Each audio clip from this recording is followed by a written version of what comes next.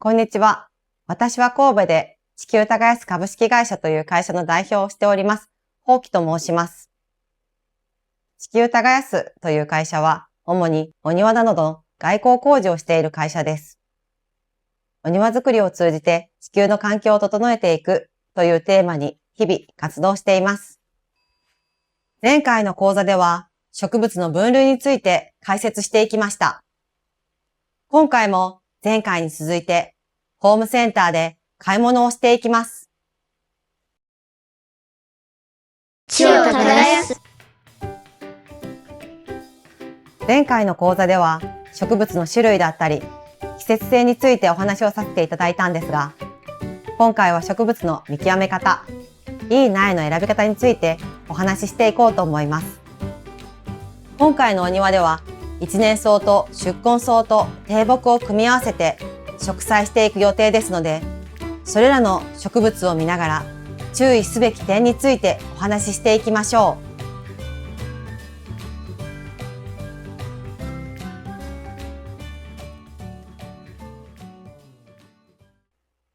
ホームセンターの草花の苗のコーナーにやってきました。ホームセンターは大抵の場合、草花はポットに入った状態で販売しています。その他にも種だったり、植木鉢に寄せ植えした状態でも販売しているんですけど、今回はポットに入った苗の草花を購入したいので、それを見に行きます。こうしてポットに入った状態で陳列していると、どの植物も同じに見えるんですけど、健康状態や生育状態はそれぞれで個体差があるのです。まずは草花のいい苗の選び方について解説していきますね。草花の苗は見るポイントが5つあって、一番わかりやすいのは葉の大きさと色の濃淡、鮮やかさで判断します。色が濃くて艶があって水気を感じるような葉のものを優先的に選びます。葉の数も少ないより多い方がいいですね。葉を触った時の厚みも感じれた方が良くて、健康的な苗の葉はしなりがありますね。逆に避けた方がいい苗というのは、根詰まりや水切れをして葉の色が黄色く変色しています。他にも葉が色あせていたり、斑点があったり、茶色く枯れている苗は健康状態が良くないサインですね。次に確認するのは茎です。草花の苗の茎が太く、節の間隔が狭いものが理想的です。茎が細くてひょろひょろと長すぎたり、株元がぶらつく苗は植栽後も生育が良くないことが多いです。草花の苗の茎を確認するときは株元を触ってみるのが良くて、この箇所がグラグラしていない苗は健康状態がいい苗の可能性が高いです。苗の根元は土にしっかり根が張っているかに関連するもので、それも確認するポイントの一つです。ポットから苗を抜いたとき、土に発根といって白い根がポットの土をしっかりホールドしている状態は健康な苗のサインです。もし根が黒ずんでいると健康状態が良くないサインです。ポットの土の中の根は本来は見えないんですけど、健康状態を探るには重要な要素で、ポットから根がはみ出すぎているとか、土が崩れるくらい根が少ない場合もあるので、健康で適切な分量の根が苗に張っているかは購入前に確認してください。その際に土の柔らかさも確認してみましょ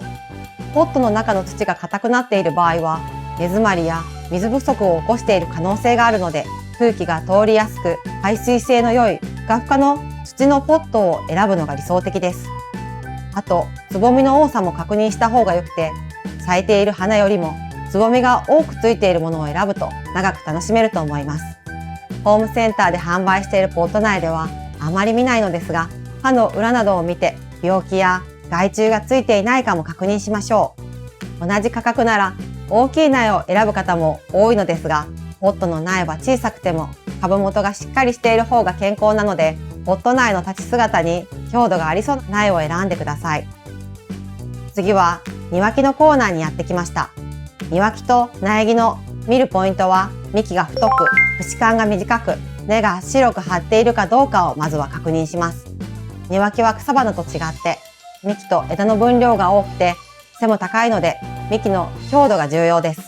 幹が太くて、節と節の間が短い方が良く、誇張して弱々しく折れそうなものは健康状態が良くありません。大前提として立ち姿がしっかりしていてぐらつかないものがいい庭木です。次に確認するのは葉の広がりとツヤ、そして弾力で、いい庭木は葉色が濃く、ツヤがあり、生き生きしていて葉の枚数も多いです。葉が黄色く変色していたり、下葉が枯れて落ちている庭木は健康状態が良くないサインです。販売店によっては庭木の根の部分も確認できるのですが、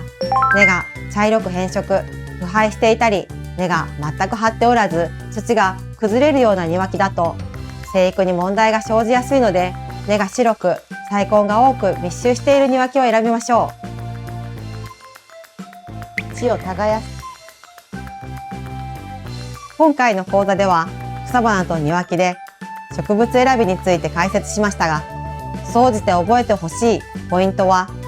第一に葉の張り具合、そして次に茎と枝の強度、最後が根の色です。この3つを重点的に観察できれば、良い苗にたどり着けるはずです。法規的ポイント。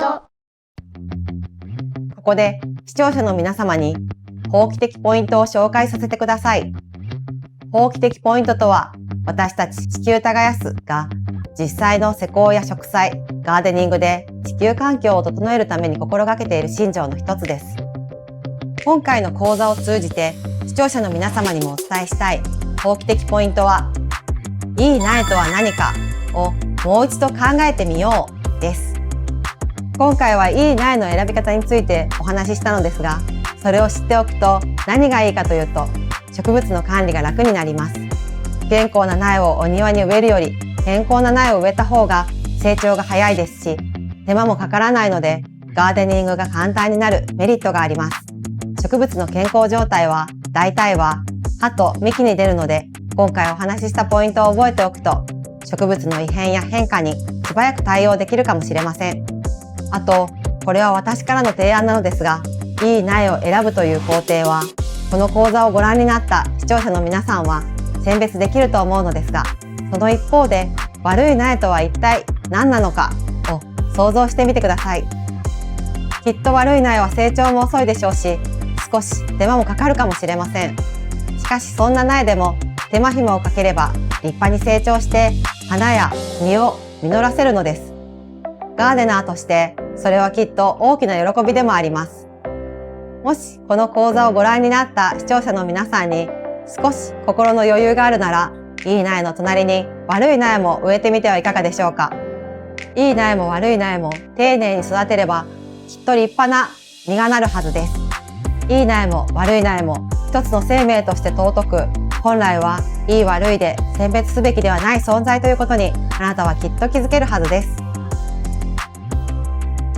この動画チャンネルでは、お庭作りを通じて地球の環境を整えていくというテーマで様々なコンテンツを企画しています。